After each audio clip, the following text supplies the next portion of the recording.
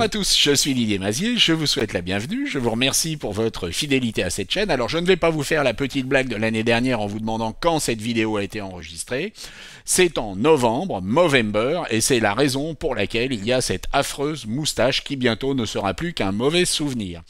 Mais c'est pour la bonne cause. Cette semaine, nous allons faire ensemble un exercice. Alors il va falloir que vous vous accrochiez, je ne dirais pas que c'est réservé à des experts de Photoshop, mais il faut quand même maîtriser 2 ou 3 techniques. Rassurez-vous, je vous expliquerai pas à pas comment faire. Mais auparavant, je vais vous demander plusieurs choses. Premièrement, le petit pouce en l'air. Deuxièmement, abonnez-vous, activez les notifications. Et puis surtout, partagez ces vidéos sur tous les réseaux sociaux où vous êtes présents. Sur LinkedIn, sur Facebook, sur Insta, sur Twitter, sur TikTok, sur Twitch et tous les autres. Alors regardez cette image. Nous avons une tasse de café. Et puis nous avons un paysage au coucher du soleil sur Manhattan. Et nous allons placer ces éléments à l'intérieur de la tasse de café. Au passage, en améliorant encore certains points. Vous allez pouvoir trouver ces images sur Pixabay. Les numéros sont dans les onglets de Photoshop sur cette vidéo. Mettez-la en pause. Donc vous pouvez regarder à quoi ils correspondent. Vous pouvez aussi faire une recherche sur Coffee Cup, Manhattan, etc. Alors mettons-nous au travail dès à présent. Nous allons commencer par détourer le ciel de cette image. La partie qui m'intéresse est celle qui va se trouver autour de ce building principal. À gauche, on sera limité par cet immeuble et puis à droite par celui-ci. Pour détourer le ciel, je vais utiliser un outil de sélection rapide parce que les outils qui permettent de sélectionner le ciel ne sont pas toujours très performants. Je vais donc sélectionner mon ciel, n'ayant pas besoin d'être très précis, je ne vais pas prendre la flèche pour gagner du temps. Ce que je vais faire en termes de sélection, c'est demander à ce qu'elle soit légèrement floutée sur les bords pour ne pas avoir d'arêtes trop vives. Sélection, modifier, contour progressif, et je vais demander un pixel de façon à ne pas avoir de contour qui soit trop net. Nous allons intervertir cette sélection et avec Command J sur Mac ou Ctrl J sur PC, nous allons placer cette sélection sur un nouveau calque. Pour un détourage précis, nous travaillerions avec l'outil plume. Mais je vais utiliser le lasso polygonal puisque je n'ai pas besoin d'être très précis. Je vais donc considérer que je pars par exemple de cet élément, je vais choisir de suivre les contours du premier building. Et quand j'estime que je suis arrivé suffisamment bas, en appuyant sur la touche majuscule, je vais pouvoir tracer une droite et repartir sur le côté opposé. Ne mordez pas trop dans le building. Si vous avez un problème avec la touche Backspace, vous pouvez repartir sur la phase précédente et je vais continuer à tracer les éléments que je veux incorporer.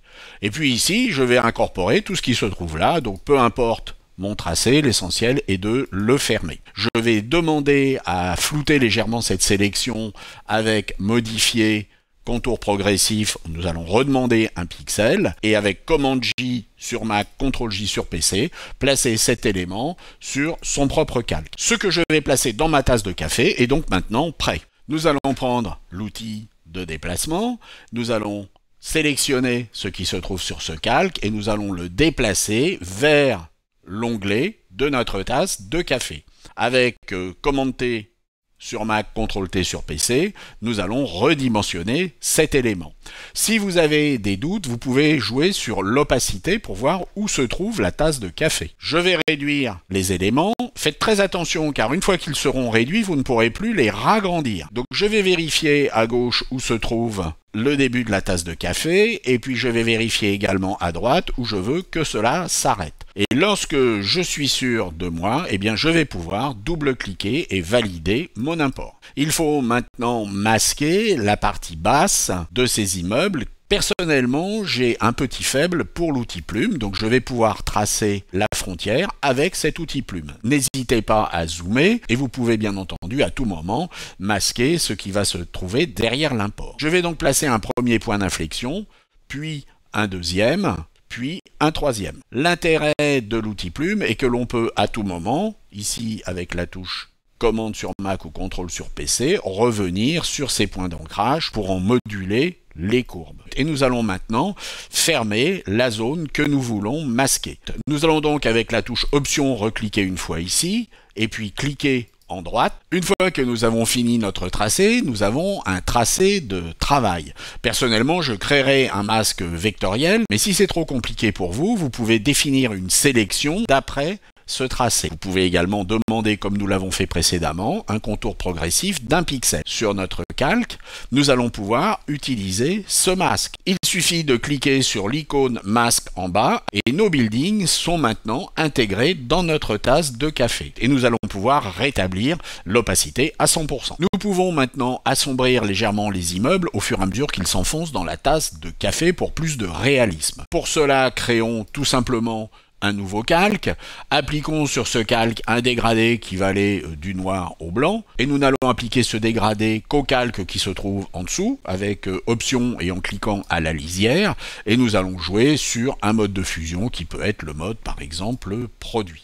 Et nous allons jouer bien entendu sur l'opacité de notre dégradé. Vous voyez que si je l'enlève, le bas est beaucoup plus clair et ici le bas va être plus foncé, donc je vais pouvoir être beaucoup plus réaliste. Et il ne nous reste plus maintenant qu'à placer des fumées qui vont s'élever. Il y a différentes façons de travailler. La plus simple est de prendre l'outil ellipse, de tracer une sélection, de demander un contour progressif pour cette sélection, et là pour le coup nous allons aller plutôt sur 20, remplir cette sélection avec du blanc, bien entendu sur son propre calque, que nous allons créer au-dessus de notre dégradé. Nous allons donc remplir avec du blanc, et nous allons maintenant désélectionner, et nous allons maintenant appliquer un filtre de distorsion qui va être le filtre de l'onde. Nous avons la possibilité de jouer sur le nombre de générateurs. Vous voyez qu'on a une prévisualisation de notre effet, et nous pouvons jouer sur l'amplitude, l'échelle, etc. Et nous avons obtenu une légère fumée qui bien entendu va être modulée avec l'opacité, que l'on va pouvoir affiner, multiplier, placer devant, derrière, et bien entendu en masquant ce qui va dépasser. On va placer simplement un masque, et nous allons masquer le bas.